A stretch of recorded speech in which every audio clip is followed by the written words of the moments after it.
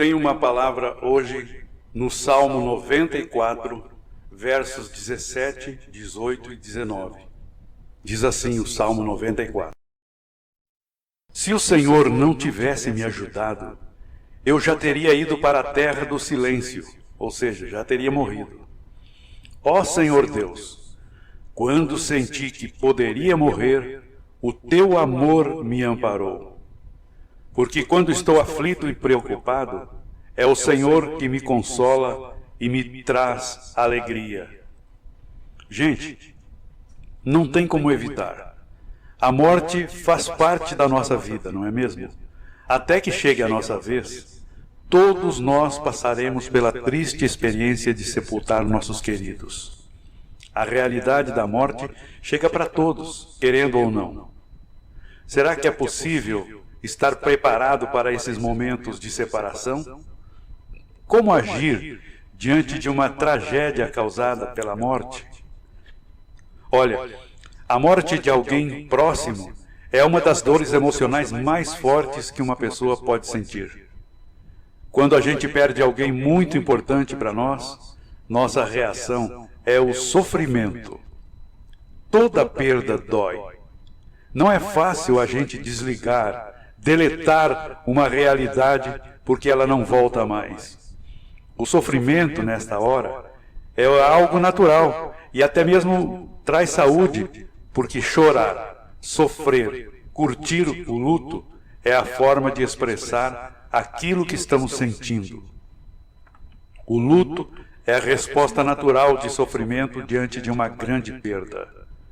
O tempo do luto varia de pessoa para pessoa, mas dura em média de 3 meses até 1 ano. Esta variação depende das circunstâncias da perda, da capacidade individual de cada pessoa para superar o luto e também do apoio familiar e dos amigos que a pessoa enlutada pode ou não receber durante o tempo de recuperação emocional. Eu quero falar sobre como podemos nos recuperar diante da perda de alguém e como lidar com essa dor tão dolorosa. O que é normal no luto? No processo de luto, cada pessoa tem um tipo de reação. Estas fases não obedecem necessariamente a uma ordem, mas geralmente são vivenciadas por todas as pessoas enlutadas. Querem ver? Primeiro é a fase do choque. É aquele momento em que chega a notícia da morte, da perda. É um momento de profunda dor expresso através de um choro desesperado, reações físicas de mal-estar e outras maneiras. A fase 2 é a fase de raiva, quando acontecem momentos de revolta, de indignação, de grande ansiedade por causa da perda. Nesta fase, a pessoa pode questionar Deus por ter permitido isto e ter pensamentos constantes de raiva e de revolta com relação à morte da pessoa que partiu. Também tem a fase da barganha, a fase 3 do luto. É quando a pessoa enlutada tenta fazer negociações consigo mesma, com Deus ou até com outras pessoas diante da dor da perda. Tipo, se ele ou se ela voltar, eu garanto que eu vou mudar. Ou, existem outros médicos que podem salvá-lo, salvá-la? Ou, existe um hospital para onde eu pudesse levar essa pessoa e trazê-la com vida de volta? Não importa quanto vai custar. Existe também a fase 4, é a fase da depressão. Quando a pessoa realmente percebe que não terá seu querido de volta e terá que lidar com a perda. Geralmente há um sentimento muito grande de tristeza e de angústia.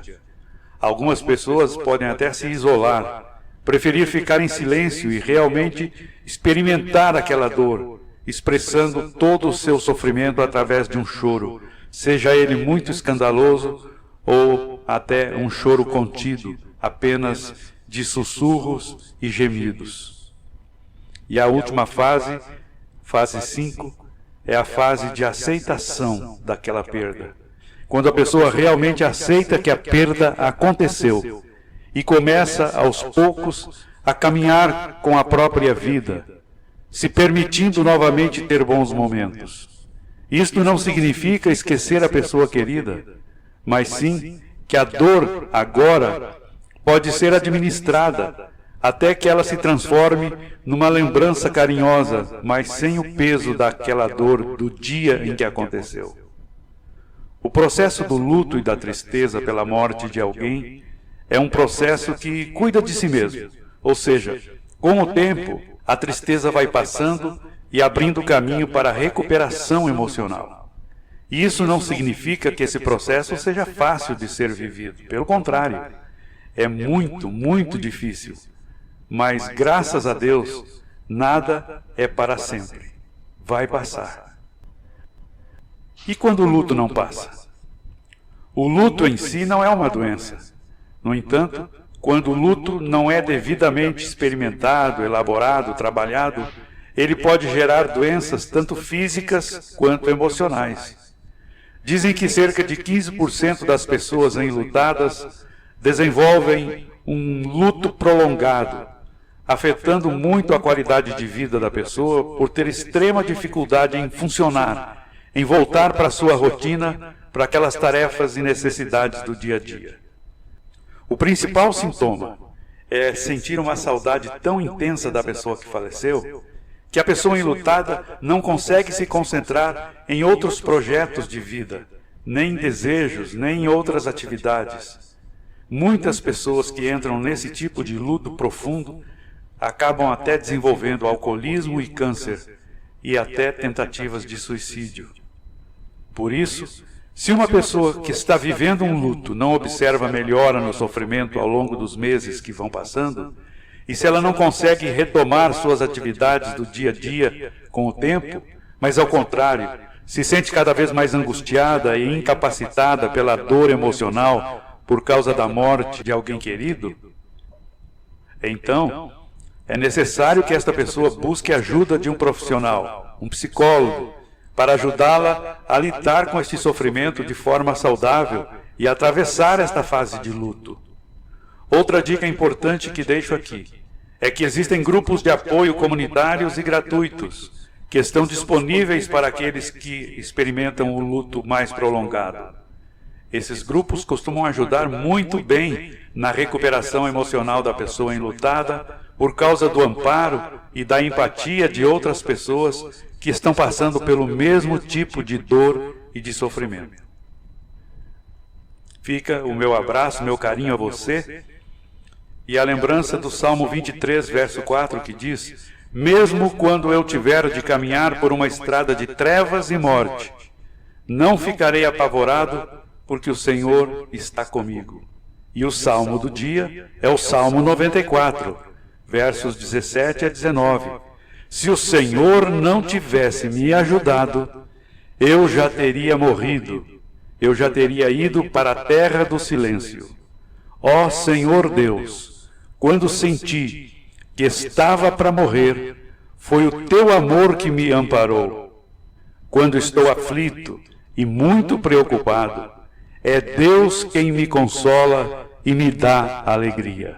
Salmo 94, versos 17 a 19. Estou clamando, estou pedindo, só Deus sabe a dor que estou sentindo.